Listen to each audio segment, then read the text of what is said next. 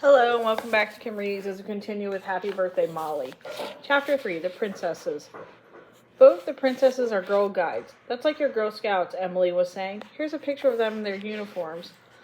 Molly and Emily were in the room. They were looking at Emily's scrapbook filled with pictures of Princess Elizabeth and Princess Margaret Rose. A clean spring puff and curtains. Molly was sprawled on the floor in her stomach. Emily was sitting up with her back straight against Molly's bed. Emily always sat up straight. She never sprawled. She never took up too much room. But she wasn't stiff and silent anymore. Spring buds were opening up in the sunshine, and Emily was too. Emily went on. Of course, the princesses are practically grown-up ladies now. When they were our age, they used to wear matching clothes like this. She pointed to an old picture of the princesses in matching dresses. They were playing the piano together. A dog was lying asleep at their feet. We could do that. She jumped up and flung open the closet door. We could dress alike, just as the princess did. We could wear outfits like theirs, too. Wouldn't that be fun? Emily looked up at Molly. Her eyes were as blue as robin's eggs. Emily didn't say anything, but Molly knew that when Emily was quiet, it did not mean she didn't care. Emily just didn't say everything she was thinking the way Molly did when she got excited. Molly rattled on. See, she said, you have a blue skirt, and so do I. That's just the kind of thing the princesses would wear. Both have white blouses and blue sweaters. You could borrow a pair of my blue knee socks, said Emily.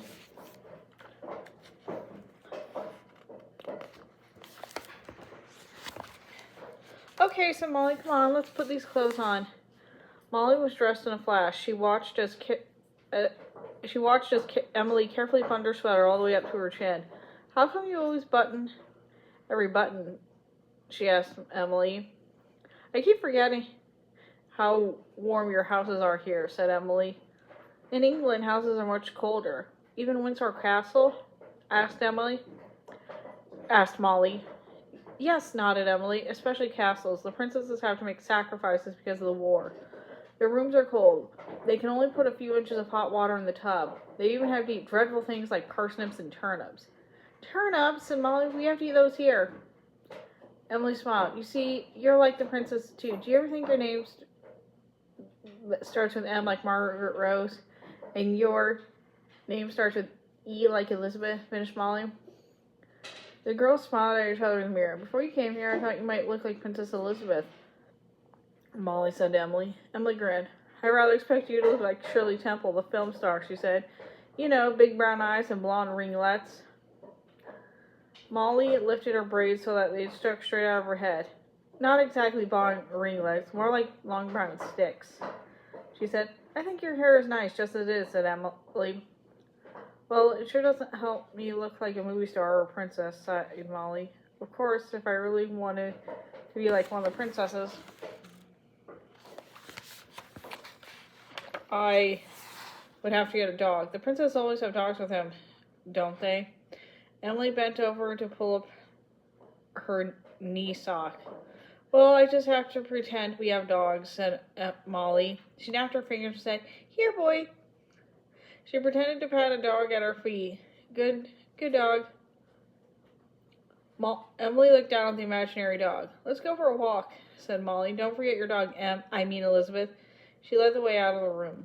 They bumped into Ricky in the hall. When he saw the girls, Ricky smirked. Why are you two dressed alike? He said in a disgusted voice. It makes you look twice as drippy as usual. What stooges? Molly put her nose in the air. Ignore him, Emily, she said. He only wants attention. But Emily was staring at a poster Ricky was tagging to his door. It showed fighter planes from different countries. Ricky had them cut out of magazines and labeled them all. That one's wrong, Emily said quietly. What? Said Ricky. That plane, said Emily. She pointed to a small picture in the corner. You believe it is an enemy plane, but it isn't at all. It's an American plane, I'm sure. Molly crowed with laughter. Who's the stooge now, Ricky? She asked. Huh? Said Ricky.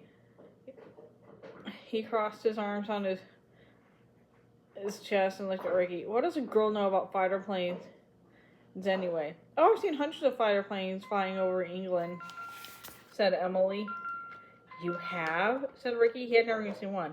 Of course. Emily said patiently. Look here, see those white bands over the nose and tail? That's what tells you an American plane. Besides, she squinted at the blurry hood. If you look really hard, you can tell that's a star, not a swastika. That's near the tail. All the American planes have stars on them. I know that, snapped Ricky. He frowned at the poster and started to take it down. Without turning around, he said, do you notice any other mistakes?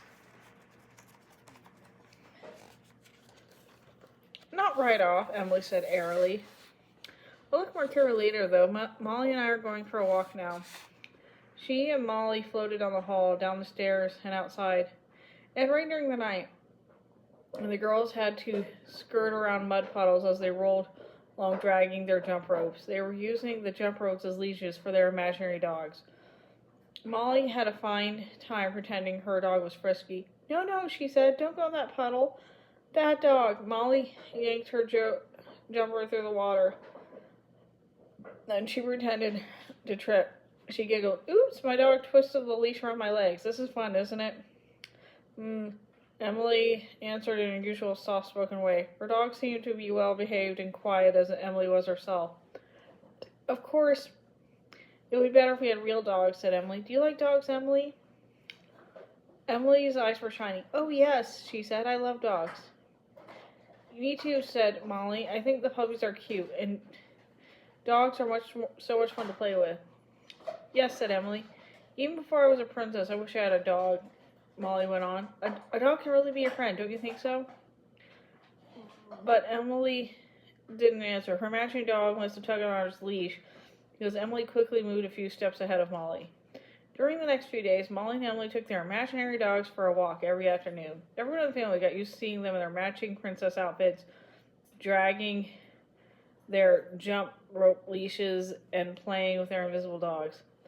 The two girls liked to share Molly's roller skates, each wearing one, and skate down the sidewalk pretending their dogs were running behind.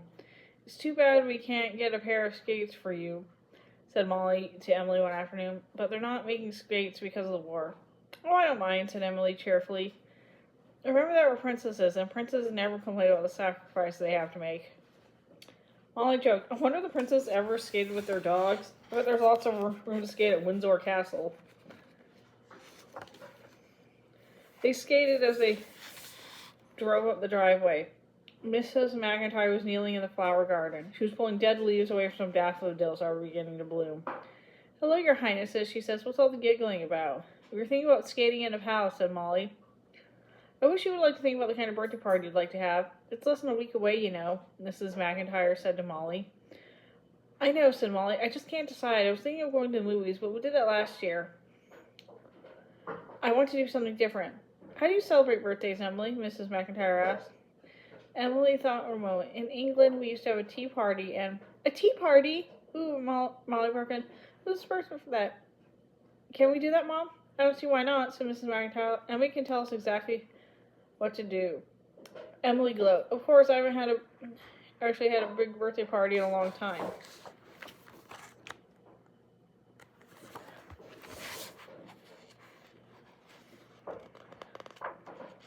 Not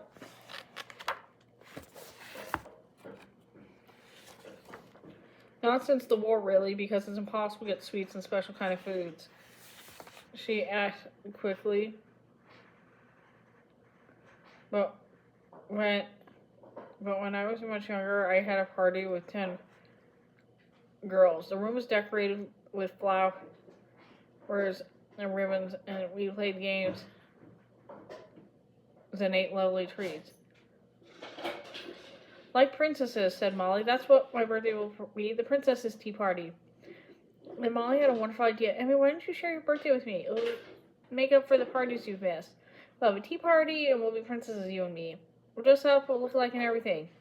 It was the most wonderful birthday party everyone ever had. What do you think? Emily's cheeks were as pink as posies. I think it would be very nice indeed, she said. Molly knew that was an excited answer coming from Emily. Emily must be very, very pleased, just as pleased as Molly was herself. And that's the end of that chapter. See you later.